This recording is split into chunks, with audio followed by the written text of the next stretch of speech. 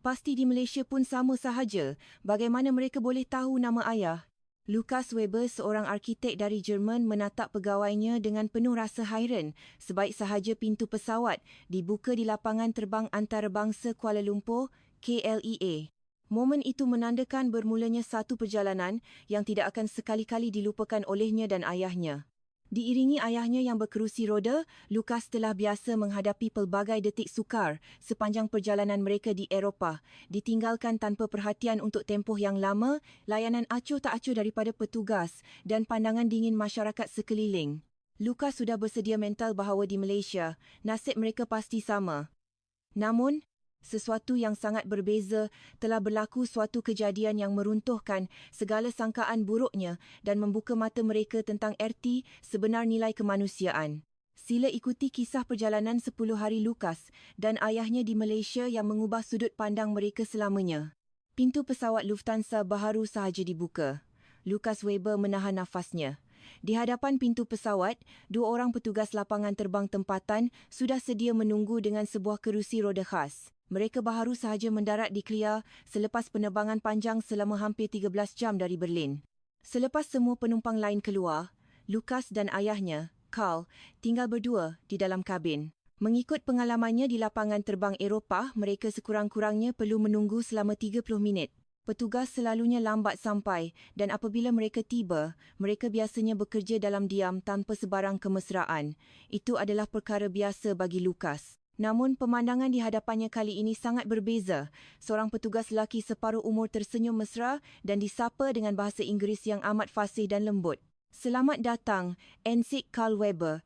"Betul?" Tekak Lukas terasa perit seketika. Minit itu juga, fikirannya bercelaru. Bagaimana mereka tahu nama ayah? Adakah maklumat yang diserahkan sebelum ini benar-benar disampaikan dan disemak dengan begitu teliti? Atau ada sebab lain? Satu perasaan aneh mula bercambah di dada Lukas. Negara di Asia Tenggara ini kelihatan berbeza secara mendalam. Mengimbas kembali beberapa bulan sebelum itu, di tengah-tengah kota Berlin yang penuh dengan bangunan bersejarah, terletak studio seni bina milik Lukas Weber. Pada usia 48 tahun, Lukas ialah seorang arkitek yang pakar dalam pemeliharaan dan pengubahsuaian bangunan kayu serta struktur kuno. Dari jendela pejabatnya, beliau boleh melihat mercu tanda kota Berlin dan pada waktu senja, kedengaran gelak tawa orang ramai yang bersiar-siar. Lukas mempunyai satu impian yang disimpan sekian lama, membawa ayahnya Karl melancong ke Malaysia. Ayahnya yang kini berusia 75 tahun ialah seorang bekas tukang kayu tradisional. Sejak muda, Karl hidup bersama keharuman kayu, memahami seni ketukangan tangan yang halus. Minat Lukas dalam bidang seni bina sebenarnya berputik daripada ayahnya sendiri. Semasa kecil, Lukas sering memperhatikan ayahnya mengetam kayu di bengkel. Serbuk kayu yang nipis gugur seperti kelopak bunga, keharuman kayu oak dan pine memenuhi ruang, serta wajah ayahnya yang penuh fokus. Seni bina yang hebat lahir daripada ketulusan tangan dan jiwa manusia. Begitu ajaran ayahnya yang sentiasa tersemat di dada Lukas. Semasa Lukas mula belajar seni bina di universiti, ayahnya mula tertarik dengan seni bina kayu tradisional Melayu di Malaysia, teknik tanggam tanpa menggunakan sebatang paku pun, struktur rumah panggung yang mampu bertahan beratus-ratus tahun, serta keharmonian seni bina tropika dengan alam semula jadi. Ayahnya sering membaca buku-buku seni bina Asia yang dipinjam dari perpustakaan dan bercakap tentang keajaiban tukang kayu Melayu. Suatu hari nanti, ayah teringin sangat nak tengok sendiri binaan kayu itu dengan mata kepala ayah, kata Karl suatu masa dahulu, matanya bersinar bagai seorang budak kecil. Namun, 3 tahun lalu, Karl diserang angin ahmar. Nyawanya dapat diselamatkan dan fikirannya kekal waras, tetapi separuh badan sebelah kirinya mengalami kelumpuhan. Walaupun telah menjalani latihan pemulihan setiap hari, ayahnya terpaksa bergantung pada kerusi roda. Karl tidak pernah mengeluh, tetapi Lukas perasan sinar kegembiraan di mata ayahnya makin lama makin pudar. Pada suatu petang Ahad, Lukas melawat ayahnya. Di atas meja terbuka sebuah buku fotografi seni bina tradisional Malaysia. Gambar-gambar rumah tradisional Negeri Sembilan, Masjid Kayu Kampung Laut dan ukiran kayu di Istana Kenangan Kuala Kangsar terpapar indah. Ayahnya duduk di kerusi roda sambil merenung keluar jendela. "Ayah," panggil Lukas lembut. Karl berpaling perlahan-lahan. Wajahnya tenang tetapi ada duka yang tersirat. "Lukas, kerja kamu berjalan lancar." "Lancar, ayah." Mereka berbual mesra tentang cuaca dan perihal harian, namun Lucas telah membuat keputusan pada hari itu. Ayah, mari kita pergi ke Malaysia. Mata Carl terbeliak. Kita berdua pergi. Kita lihat masjid kayu dan rumah tradisional yang ayah teringin sangat nak tengok. Carl menggelengkan kepalanya. Tak mungkinkah, Lucas, dengan keadaan ayah macam ni, ayah cuma akan menyusahkan kamu. Ayah tak pernah menyusahkan Lucas. Lucas membongkokkan badannya, memandang tepat ke mata ayahnya. Ayah yang ajarkan Lucas tentang seni bina. Ayah yang tunjukkan keindahan kayu. Lucas ada di sini hari ini semuanya sebab ayah. Sebab itu Lucas nak pergi dengan ayah. Carl berdiam diri. Air mata bertakung di matanya. Betul ke kita boleh pergi? Boleh ayah. Pasti boleh. Lucas tersenyum. Namun jauh di sudut hatinya, Lucas dilanda kebimbangan yang amat sangat. Melancong keluar negara dengan kerusi roda bukannya mudah. Lucas pernah merasai keperitannya. 2 tahun lalu, selepas ibunya meninggal dunia, Lucas membawa ayahnya ke Paris untuk menenangkan fikiran.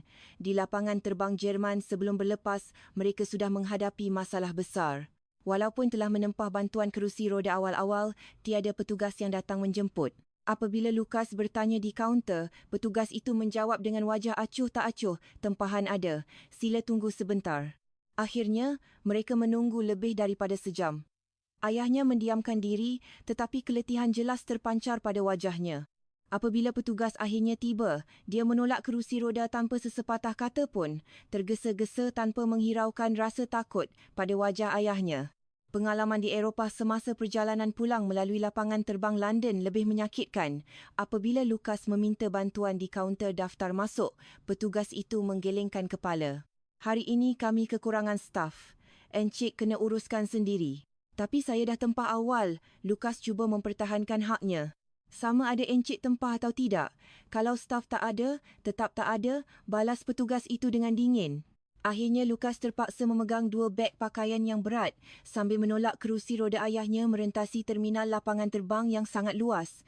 Ayahnya berkali-kali meminta maaf kerana berasa bersalah. Lucas cuba tersenyum dan berkata tiada apa-apa, tetapi di dalam hatinya timbul rasa marah dan sedih. Mengapa sukar sangat? Mengapa orang kurang upaya yang mahu melancong perlu melalui kepayahan sebegini? Sejak hari itu, Lucas mengelak daripada membawa ayahnya melancong lagi kerana tidak mahu ayahnya terhiris hati. Namun kini dia mencadangkan perjalanan ke Malaysia kerana merasakan ini mungkin peluang terakhir untuk merealisasikan impian ayahnya. Lucas mula mengumpul maklumat melalui internet mengenai kemudahan OKU di lapangan terbang dan pengangkutan di Malaysia. Semakin banyak dia membaca, semakin tinggi rasa bimbangnya. Malaysia sangat jauh. Bahasa dan budayanya langsung berbeza. Bagaimana jika berlaku kecemasan? Bagaimana jika mereka berhadapan dengan masalah? Pasti sama sahaja seperti di Eropah, fikir Lucas. Di mana-mana negara pun, pemandu kerusi roda selalunya dianaktirikan. Itu realiti dunia yang dipelajarinya. Takkanlah Malaysia berbeza? Di negara Asia yang jauh dan dengan jurang bahasa, mungkin keadaannya lebih sukar. Dahi Lucas dibasahi peluh dingin. Pada malam hari, dia tidak dapat tidur lena. Pelbagai senario teruk berlega-lega di fikirannya. Ayahnya dibiarkan di terminal. Ayahnya kesusahan di tandas yang sempit atau mereka tersangkut di tengah-tengah kesesakan orang ramai. Lucas hampir membatalkan niatnya beberapa kali. Tetapi kata-kata ayahnya sentiasa bergema. Pada satu petang sebelum mereka membuat keputusan, Carl berkata kepadanya dengan penuh tulus, Lucas, ayah dah 75 tahun. Ayah tak tahu berapa lama lagi ayah ada di dunia ini. Serangan angin ahmar boleh datang bila-bila masa lagi. Badan ayah makin lemah. Tapi Lucas, ayah ada satu pencerapan impian. Selagi ayah masih boleh bergerak, ayah nak lihat seni bina kayu Malaysia dengan mata ayah sendiri. Ayah nak pegang tanggamnya, nak cium bau kayunya, nak dengar gemeruangnya. Sinar kebanggaan seorang tukang kayu lama kembali bernyala dalam mata ayahnya. Semangat pertukangan itu belum padam. Itu impian terakhir ayah. Hati Lucas tersentuh. Ayahnya tidak pernah berputus asa. Ayahnya hanya menahan diri kerana tidak mahu menyusahkan anaknya. Baik ayah, kita pergi. Lucas janji akan tunaikan impian ayah. Sejak itu, Lucas membuat persiapan rapi. Beliau menghubungi syarikat penerbangan berkali-kali untuk memastikan bantuan kerusi roda, menyemak kemudahan mesra OKU di Clear dan menempah bilik hotel yang khas untuk kerusi roda. Namun keraguan tetap menyelubungi hatinya. Pada malam sebelum berlepas, Lucas duduk sendirian meminum segelas bir di studionya. Di atas meja terletak tiket penerbangan mereka. Adakah semuanya akan berjalan lancar? Bolehkah aku melindungi ayah? Lucas berdoa dalam hati agar perjalanan mereka dipermudahkan. Hari berikutnya, di dalam teksi menuju ke lapangan terbang di Berlin, ayahnya kelihatan sangat gembira. Ayah tak sabar Lucas. Lucas pun sama. Ayah balas Lucas dengan senyuman, walaupun tapak tangannya berpeluh. Di lapangan terbang Berlin, apabila Lucas mengesahkan bantuan kerusi roda, petugas kaunter sekadar mengangguk malas. Bila sampai di Clia, petugas di sana akan uruskan. Betul ke semuanya teratur? Lucas meminta kepastian. Ya, maklumat dah dihantar, jawab petugas itu tanpa memandang wajah Lucas. Di dalam pesawat, sepanjang penerbangan 13 jam, Lucas langsung tidak dapat tidur. Dia merenung keluar jendela yang gelap. Apakah jenis tempat yang menunggu kami di Malaysia? Lucas yakin bahawa Malaysia tidak akan terkecuali daripada norma antarabangsa yang sering mengabaikan golongan kurang upaya. Apabila pesawat mula menurunkan ketinggian, kelihatan daratan hijau dan lautan biru tropika di bawah. Malaysia. Jantung Lucas berdegup kencang. Di sebelahnya, ayahnya memandang keluar dengan mata bercahaya. Lucas, lihat tu, suara Carl kedengaran bagai seorang anak muda. Pesawat mendarat dengan mulus di landasan Clia. Penumpang lain mula berdiri dan mengambil beg. Lucas menarik nafas dalam-dalam. Cabaran sebenar bermula sekarang. Pengumuman kabin kedengaran dalam bahasa Melayu dan bahasa Inggeris. Penumpang yang memerlukan bantuan kerusi roda diminta kekal berada di tempat duduk sehingga penumpang lain selesai keluar. Lucas mempersiapkan fizikal dan mentalnya. Pengalaman lalu mengajar bahawa mereka mungkin perlu menunggu lebih setengah jam. Tetapi sebaik sahaja penumpang terakhir melangkah keluar, pintu pesawat terbuka dan Lucas terpaku. Di sana, 2 orang petugas tempatan sudah sedia berdiri membawa kerusi roda khas kabin. Tiada kelewatan sama sekali. Petugas lelaki yang berpengalaman itu menyapa ayahnya dengan lembut. Encik Carl Weber, betul? Selamat datang ke Malaysia. Suaranya kedengaran begitu tulus dan hangat. Petugas wanita di sebelahnya turut memberikan senyuman manis dan membongkokkan badan tanda hormat. Lucas kehilangan kata-kata. Mereka tidak perlu menunggu lama dan petugas itu memanggil nama ayahnya dengan tepat. Maklumat yang dihantar awal benar-benar diperhatikan. Tekak Lucas terasa kering. Sesuatu di sini memang berbeza. Penerbangan panjang mesti meletihkan, kata petugas lelaki itu sambil memandang tepat ke mata Carl. Jangan tergesa-gesa, Encik Carl. Ambil masa Encik. Di Eropah, petugas sentiasa terburu-buru seolah-olah mahu menyelesaikan tugas dengan cepat, tetapi 2 petugas ini berbeza. Petugas wanita itu berlutut di tepi kerusi Carl supaya paras matanya sejajar dengan ayahnya. Encik Carl, adakah Encik sedia untuk berpindah ke kerusi roda ini? Ya, saya sedia, jawab Carl sedikit tergamam. Dengan cermat dan terlatih, kedua-dua petugas membantu memindahkan Carl. Kedudukan tangan mereka, kawalan berat badan segalanya dilakukan dengan penuh keahlian tanpa menyakiti Carl. Beg tangan Encik, biar kami bawa, kata petugas lelaki itu kepada Lucas. Encik fokus berada di sisi ayah Encik sahaja. Lucas terpegun. Beliau tidak pernah menerima layanan sebegini di mana-mana lapangan terbang lain.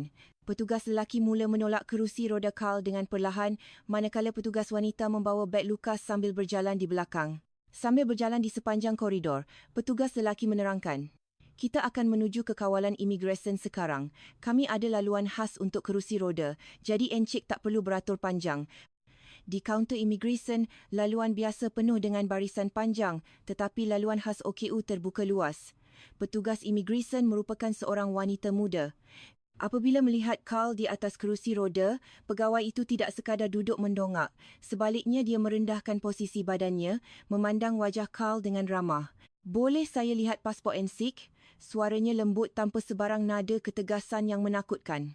Di Eropah, pegawai imigresen selalunya berwajah ketat dan dingin. Namun pegawai imigresen Malaysia ini tersenyum manis sambil menyemak pasport. "Dari Jerman ya? Ini kali pertama ke Malaysia?" "Ya, kali pertama," jawab Carl dengan gembira. "Selamat datang. Saya harap Encik dan anak Encik menikmati keindahan Malaysia," kata pegawai itu. Selepas mencap pasport, dia menyerahkan semula pasport itu dengan kedua-dua belah tangannya sambil merendahkan badannya sekali lagi. "Semoga mendapat kenangan indah di sini." Selepas selesai imigresen, petugas lapangan terbang membawa mereka ke kawasan tuntutan bagasi. Lucas memerhatikan persekitaran KLEA.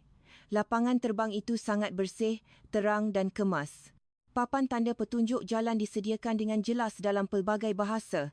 Namun apa yang paling mengejutkan Lucas bukanlah keindahan seni bina bangunan itu, tetapi sikap manusianya. Petugas-petugas lapangan terbang lain yang lalu lalang sentiasa memberi ukiran senyuman atau tundukan hormat yang kecil apabila berselisih dengan ayahnya. Tiada seorang pun yang memandang dengan wajah rimas. Di kawasan tuntutan bagasi, orang ramai berkerumun di tepi tali sawat penyampai.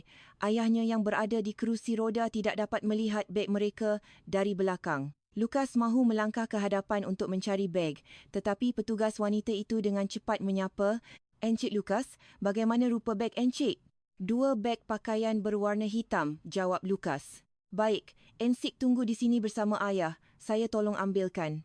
Beberapa minit kemudian, petugas wanita itu kembali membawa dua beg pakaian mereka. Apabila Lucas mengambil begnya, dia menyedari sesuatu. Permukaan beg pakaiannya yang kotor akibat pengendalian penerbangan-penerbangan panjang telah dilap bersih. "Ini, kenapa beg ini bersih?" tanya Lucas hairan. Petugas wanita itu tersenyum mesra. "Masa ambil tadi saya perhati ada sedikit kotoran habuk penerbangan, jadi saya tolong lapkan sikit. Harap Encik tak kisah." Lucas terkelu. Di banyak lapangan terbang dunia, beg pakaian dilemparkan begitu sahaja hingga rosak atau calar. Tiada siapa yang peduli. Namun di sini, setiap barang peribadi tetamu dilayan dengan begitu hormat dan cermat. Ayahnya memandang Lucas dengan mata bertepuk kaget. "Lucas, ini betul-betul luar biasa. Kat negara kita pun tak pernah jadi begini." Petugas lelaki bertanya, "Semua barang dah cukup. Kalau begitu, mari saya ringkan ke tempat teksi." Sebelum keluar dari terminal, Carl secara tiba-tiba berbisik, "Lucas, ayah nak ke tandas." Badan Lucas terus menjadi tegang. Tandas sentiasa menjadi masalah terbesar mereka. Di Eropah, tandas OKU kerap kali sempit, pintu sukar dibuka atau pemegangnya berada di kedudukan yang tidak sesuai. "Encik Carl nak ke tandas." Petugas lelaki itu perasan perubahan riak wajah mereka. Di sebelah sana ada tandas mesra OKU yang khas. "Mari saya tunjukkan." Apabila pintu tandas khas itu dibuka, Lucas dan ayahnya terperangah. Luasnya. Cetus Carl. Tandas itu sangat luas, cukup untuk dua buah kerusi roda berpusing dengan selesa. Pemegang keselamatan besi tahan karat dipasang rapat di kedua-dua belah dinding pada ketinggian yang sangat ideal. Mangkuk tandasnya direka khas supaya memudahkan pemindahan dari kerusi roda. Apa yang paling mengagumkan Lucas ialah panel kawalannya. Punang cecair pembersih, butang pam dan pengering disusun kemas dengan tulisan Braille untuk kemudahan orang kurang upaya penglihatan. Terdapat juga butang cemas berwarna merah yang mudah dicapai jika berlaku sebarang kejadian tidak diingini. "Lucas, ayah boleh guna tandas ni sendiri," kata Carl penuh yakin. "Ayah pasti?" "Ya, tandas ni sangat memudahkan. Ayah boleh uruskan." Lucas menunggu di luar. Beberapa minit kemudian, pintu dibuka dan ayahnya keluar sendiri dengan wajah berseri-seri. "Lucas, ayah boleh buat sendiri tanpa bantuan." Mata ayahnya memancarkan rasa bangga yang lama hilang. Hati Lucas sebab. Sejak lumpuh, ayahnya kehilangan banyak kebebasan peribadi dan perkara itu perlahan-lahan mengikis harga dirinya sebagai seorang lelaki. Namun, sebuah tandas yang direka dengan penuh empati di Malaysia ini telah mengembalikan semula rasa berdaya dalam diri ayahnya. Ini bukan sekadar kemudahan fizikal. Fikiran Lucas bermula tersedar.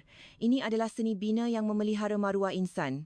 Mereka tidak menganggap orang OKU sebagai beban, tetapi sebagai manusia yang berhak mendapat keselesaan yang sama.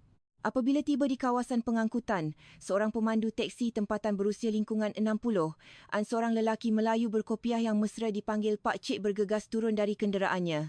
Beliau menundukkan badannya tanda hormat. "Selamat datang ke Malaysia," katanya dengan senyuman hangat. Pak Cik itu sudah biasa mengendalikan kerusi roda. Beliau melipat kerusi roda Carl dengan cermat dan menyimpannya di ruang belakang kenderaan MPV yang luas. Beliau membantu Carl duduk di kerusi penumpang dengan lemah lembut, memastikan tali pinggang keledar dipasang dengan selamat. Sepanjang pemanduan menuju ke hotel, Lucas mengagumi pemanduan Pak Cik tersebut. Tiada brek mengejut, tiada selekoh tajam yang membahayakan. Pemanduannya sangat cermat demi memastikan penumpang di belakang tidak terhenyak. "Encik berdua dari mana?" tanya Pak Cik dari cermin pandang belakang. "Kami dari Jerman," jawab Lucas. Wah, jauh datang. Jangan risau, Malaysia ini aman dan ramah. Kalau ada apa-apa bantuan, beritahu sahaja orang tempatan. Semua sedia membantu, kata pakcik itu dengan nada bersahaja tetapi penuh keikhlasan. Tiba di hotel, pakcik itu sekali lagi turun, memasang semula kerusi roda dan membantu Carl keluar. Apabila Lucas ingin memberikan wang tip ekstra sebagai penghargaan, pakcik itu menolak dengan sopan sambil tersenyum. Tak apa Encik, ini memang tugas saya. Semoga Encik berdua gembira di negara kami. Di kaunter daftar masuk hotel, pihak pengurusan telah menyediakan bilik mesra OKU di tingkat bawah berdekatan lift.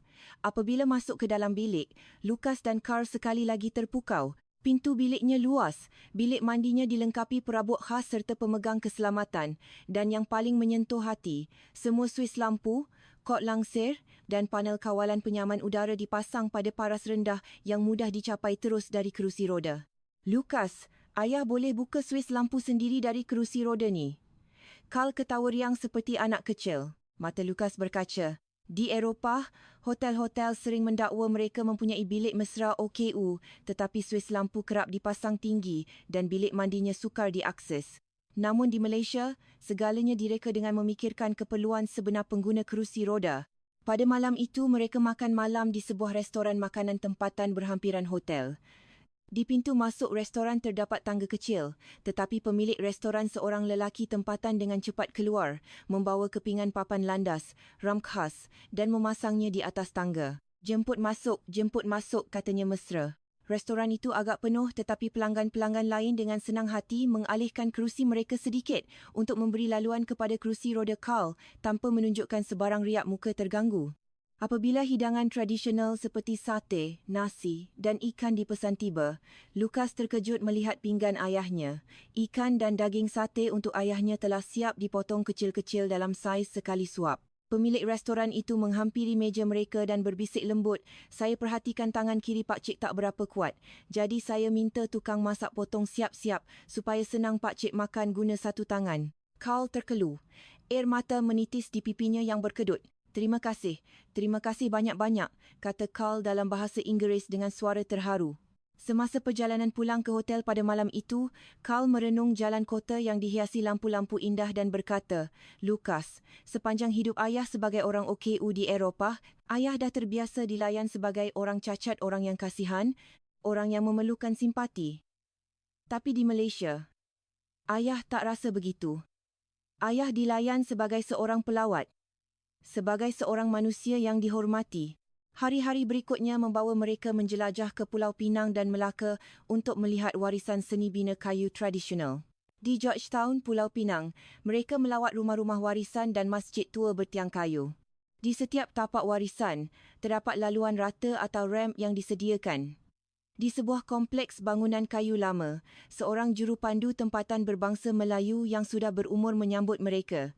Apabila Lucas menceritakan bahawa ayahnya ialah seorang bekas tukang kayu dari Jerman, mata jurupandu itu bersinar. "Bapa saya pun tukang kayu tradisional dulu," kata jurupandu itu. Walaupun wujud rintangan bahasa, kedua-dua lelaki tua itu seakan-akan berkomunikasi menggunakan bahasa hati seni pertukangan. Jurupandu itu membawa Carl ke bahagian belakang bengkel pemuliharaan kayu yang biasanya ditutup kepada orang ramai. Di sana, beberapa tukang kayu tempatan sedang mengukir kayu cengal dan merbau menggunakan pahat tradisional. Tukang-tukang kayu itu menghentikan kerja mereka memberi salam dan menunjukkan teknik sambungan tanggam tanpa paku kepada Carl. Carl menyentuh permukaan kayu itu dengan tangan kanannya yang masih kuat, mencium bau keharuman kayu cengal dan matanya kembali memancarkan sinar kebanggaan seorang adiwira pertukangan. "Lucas, ini dia. Ini yang ayah teringin nak tengok sepanjang hidup ayah," jerit Carl gembira. Semasa berjalan-jalan di persiaran esplanade Pulau Pinang pada waktu petang, seorang kanak-kanak tempatan yang sedang bermain guli secara tidak sengaja gulinya bergolek di bawah kerusi roda Carl. Lucas mengambil guli itu dan menyerahkannya semula. Kanak-kanak itu menundukkan badannya sedikit sambil menangkupkan tangan dan berkata, "Terima kasih, Pakcik." Ibu kepada kanak-kanak itu bergegas datang dan memohon maaf dengan penuh sopan. Lucas tersenyum dan menggelengkan kepala. Beliau sedar bahawa sifat menghormati dan menyayangi sesama manusia di negara ini bukanlah sesuatu yang dibuat-buat, tetapi diresapi sejak kecil melalui budaya dan budi bahasa yang kukuh. 10 hari berlalu dengan begitu cepat. Masa untuk pulang ke Jerman telah tiba. Teksi membawa mereka kembali ke Clear. Pemandu teksi, petugas kaunter dan pengawal keselamatan semuanya melayan mereka dengan kehangatan yang sama seperti hari pertama mereka tiba. Di pintu pelepasan, petugas lapangan terbang mengiringi Carl sehingga ke dalam kabin pesawat Lufthansa. Terima kasih atas segalanya. Kami pasti akan datang lagi, janji Carl kepada petugas yang membantunya. Lucas duduk di sebelah jendela pesawat ketika pesawat mula bergerak perlahan di atas landasan tarmak. Untuk berlepas, Lucas memandang keluar jendela secara tidak sengaja. Momen itu membuatkan jantungnya seakan-akan terhenti. Di tepi landasan berderit sekitar 10 orang petugas darat lapangan terbang jurutera penerbangan, juruteknik bertudung dan juru pandu darat. Mereka semua berdiri dalam satu barisan rapi dan melambaikan tangan mereka dengan gembira ke arah pesawat yang sedang bergerak. Lucas, tengok tu, panggil Carl sambil menuding jari keluar. Ada petugas yang melambai dengan kedua-dua belah tangan, ada yang menundukkan badan tanda hormat. Lucas menahan nafasnya. Adakah ini simbol penghormatan kepada semua penumpang? Atau ucapan selamat jalan daripada sebuah negara yang penuh kasih sayang? Carl merapatkan tapak tangannya ke jendela pesawat dan melambai kembali dengan air mata yang mengalir deras di pipinya. Terima kasih, Malaysia, terima kasih. Lucas turut melambai. Pandangannya kabur dibasahi air mata. Di negara ini, nilai kemanusiaan tidak diukur pada kepingan undang-undang semata-mata tetapi mengalir dalam keikhlasan hati warganya. Sekembalinya ke Berlin, Lucas tidak dapat melupakan pengalaman tersebut. Perbezaannya terlalu ketara. Di lapangan terbang, Berlin semasa mereka tiba, mereka sekali lagi terpaksa menunggu hampir 40 minit untuk bantuan kerusi roda yang hadir dengan wajah ketat. Lucas membuka komputer ribanya dan menghimpunkan video serta gambar-gambar ringkas perjalanan mereka di Malaysia, senyuman petugas KLEA, tandas mesra OKU yang sempurna, tukang masak yang memotongkan makanan ayahnya dan lambaian mesra petugas darat di landasan penerbangan. Di penghujung video ringkas itu, Lucas menulis beberapa baris ayat. Di Malaysia, ayah saya bukan seorang orang cacat. Beliau dilayan sebagai seorang pelawat, seorang manusia yang bermaruah. Di sana, kami tidak perlu berjuang untuk mendapatkan keselesaan asas. Terima kasih Malaysia kerana mengembalikan sinar dalam hidup ayah saya. Lucas memuat naik video itu di media sosial. Dalam tempoh 24 jam, video tersebut ditonton ribuan kali. Dalam masa seminggu, ia menjadi tular di seluruh Eropah dan Asia, mencatatkan puluhan juta tontonan. Ribuan komen membanjiri hantaran tersebut. Saya pengguna kerusi roda di Eropah. Saya menangis melihat video ini. Saya mahu ke Malaysia. Ini adalah contoh kebudayaan yang sangat tinggi. Malah, ramai rakyat Malaysia turut meninggalkan komen. Kami tidak menyedari bahawa apa yang kami amalkan setiap hari adalah sesuatu yang begitu bermakna buat tetamu luar. Terima kasih kerana melawat negara kami. Kisah Lucas dan Carl mendapat perhatian media antarabangsa dan badan-badan hak asasi OKU di Eropah. Lucas dan ayahnya dijemput memberikan ucapan dalam satu persidangan seni bina mesra OKU di Jerman. Dalam persidangan itu, Carl berdiri dengan sokongan tongkat dan berkata di hadapan ratusan jurutera dan arkitek Eropah, "Saya telah hidup selama 75 tahun.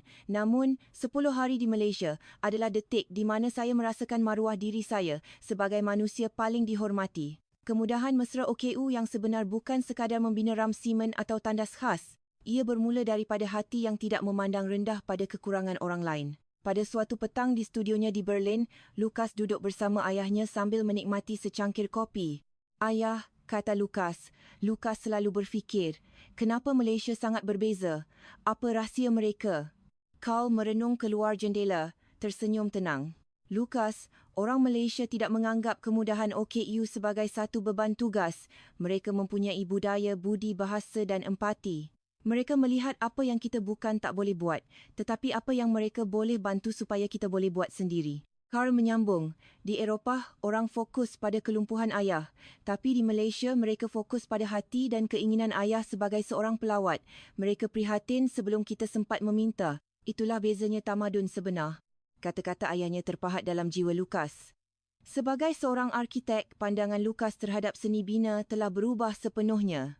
Kini dalam setiap reka bentuk bangunan baharunya di Eropah, Lucas sentiasa memastikan setiap ruang aksesibel dan mesra pengguna untuk semua lapisan masyarakat tanpa mengira keupayaan fizikal. Kini Lukas dan ayahnya sedang merancang perjalanan kedua mereka ke Malaysia pada musim bunga akan datang. Kali ini ayah nak pergi melawat Sabah dan Sarawak pula, nak tengok rumah panjang kayu di sana, kata Carl dengan semangat yang membara. Boleh ayah, kita pergi bersama, balas Lukas sambil tersenyum. Di bawah langit malam kota Berlin, Lukas merenung ke arah timur. Jauh di sana, di sebuah negara tropika bernama Malaysia, terdapat sejuta kehangatan jiwa manusia yang telah mengajar dunia tentang erti kebaikan, hormat menghormati dan keindahan kasih sayang sesama insan.